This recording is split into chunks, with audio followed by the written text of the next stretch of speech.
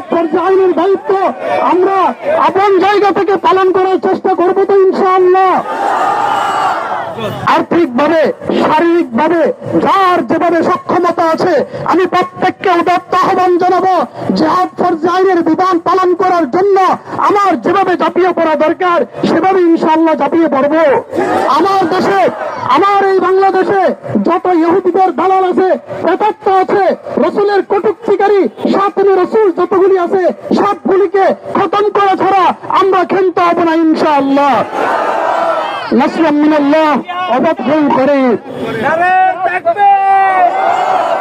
আমরা একটু এই পাশে এসে পড়ে আসছি, দক্ষিণে একটু দক্ষিণে।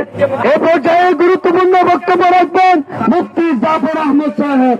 মুফতি জাফর আহমদ সাহেব রাস্তা বন্ধ করে সামনে ওদিকে চাপাই যাবে। নাহমাদুহু ওয়া নুসাল্লি আলা রাসূলিল কারীম আম্মা বা'দ। উপস্থিত হাজিরিন, যুদ্ধ, অর্থনৈতিক যুদ্ধ আছে।